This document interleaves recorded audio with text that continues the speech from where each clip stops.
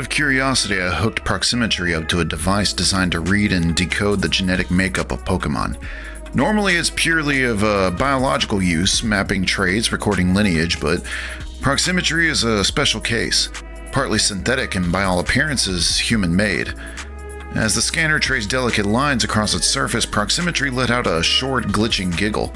Hey, stop it, I'm ticklish. That's when I found something unexpected. Hidden deep within its code was a fragmented repository, a collection of journals and notes authored by some long-forgotten researcher. Most of the metadata had been scrubbed clean. No dates, no personal markers, nothing to show who recorded them or when. Only the core notes and images remain, stripped to the essentials as if somebody wanted the knowledge preserved but carefully erased every trace of its origin. What follows is a direct rip of what was recorded in proximetry's genetic code.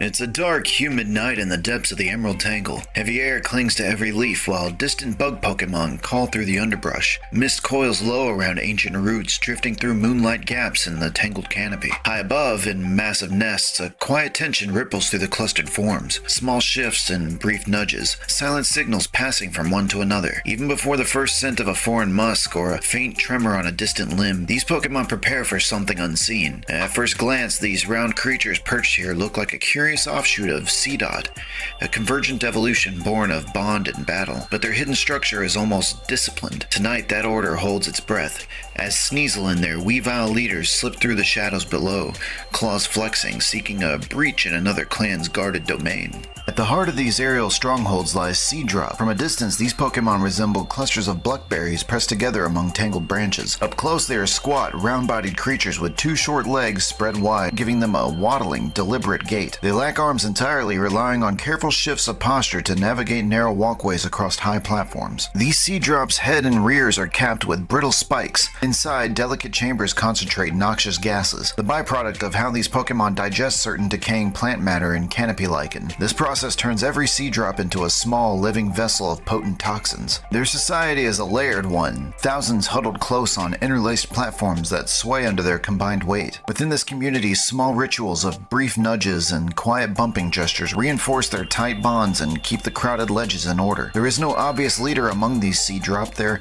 safety lies in shared vigilance. Yet when threatened, their defenses become surprisingly harsh. When subtle shifts in the wind or vibrations on the trunk warn of an approach, the Seedrop closest to the edge is deliberately kicked out of the nest by the others. These small Pokémon are flung into freefall, sent plunging through the canopy with spikes aimed outward. If they strike a hard surface, their brittle barbs will shatter, venting clouds of sulfurous, eye-stinging gases that drift and linger. It is a costly strategy that sacrifices the individual to preserve the whole. As the front line of Sneasel clamber up the lower limbs, claws gripping the bark, several Seedrop are ejected in rapid succession, their plumb bodies spinning through the foliage, striking branches and bursting in wet cracks. Dense clouds billow outward, carrying the sharp tang of rotten eggs. The Sneasel recoil immediately, hissing and rubbing at their snouts. A handful leap back to the ground, while others pause, momentarily thrown off by the sudden choking air. Above them, the nests remain a fortress, buying precious time for the next layer of sentries to prepare.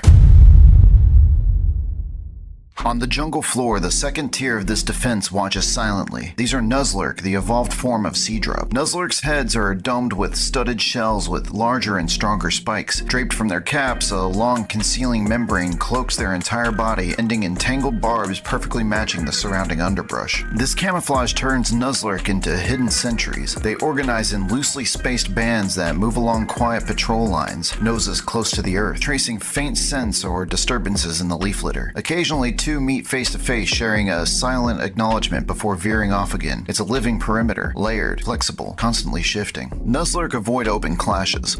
When a trespasser brushes against their barbs, it triggers a fast-acting toxin that saps strength and coordination. It doesn't kill outright, it merely weakens, confuses, and forces decisions. Most invaders, confronted by multiple stinging contacts and a growing sense of vertigo, choose to retreat over pressing deeper. The main forces of Sneasel emerge from the gloom, their sleek shapes weaving between tangled roots, eyes narrowed, claws twitching. A pair of Weavile take point, gesturing with low hisses, sending a group of scouts forward. The raid is coordinated, deliberate, probing string advances, testing for weak points. As they slip into a shaded thicket, several Sneasel suddenly go missing. The subtle hissing and clicking claws go quiet as they brush up against unseen Nuzlurk, dropping silent one by one. Sharp barbs pierce the soft layer of fur, delivering a poison that acts almost instantaneously. The raiders stagger, claws scraping wildly at empty air. Confusion ripples through the formation. Some try to leap back, only to collide with more hidden Nuzlurk, expertly camouflaged in the underbrush. Within moments, the jungle floor becomes a chorus of startled yelps and collapsing bodies, thinning the invaders' ranks before they can even attempt to scale the nests again.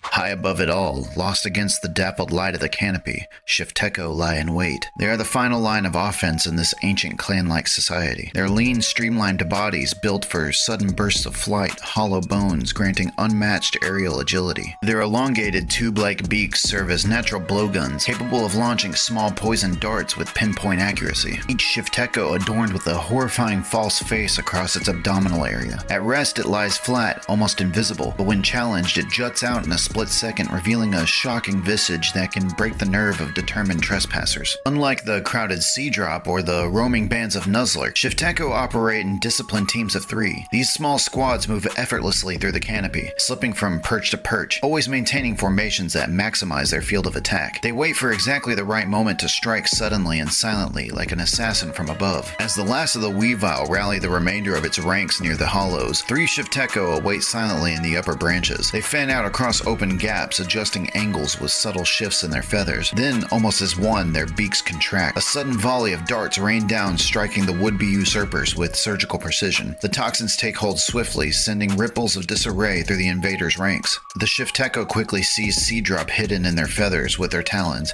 carrying them aloft like living bombs. As they release their grip, the Seedrop plunge down onto advancing foes, spikes shattering on impact, flooding the ground with fresh gas. Those that are too slow to escape or too proud to retreat become the targets for the final skirmish. The Shifteko spiral downward in tight arcs, claws extended, delivering quick, raking strikes. When the Sneasel attempt to regroup, the Shifteko flare their false faces all at once. The sudden monstrous visages break the last of the raiders' resolve, sending the remaining Sneasel scattering in all directions. Shifteko quickly captures the last of the Weavile commanders, carrying it helplessly into one of the nests high above the jungle floor. I will spare you any further details. What began as a careful invasion is quickly dismantled into a desperate, stumbling retreat. I can't help but wonder who this researcher was. What sort of person would go through such lengths to preserve these fragments, yet wipe themselves entirely from the record? Part of me wishes I could have met them, but all the evidence we uncovered in that abandoned Pokémon Center suggests humanity simply vanished, taken in some sudden rapture that left Pangaea to reclaim the space they had left behind. Proximetry's data points to countless more notes and journals like this, scattered across its coded architecture. It will take time for me to sift through all of them myself. In the meantime, I find myself hungry to locate more places like the abandoned center, hoping that if we're lucky, they might still hold other echoes of the ones who came before.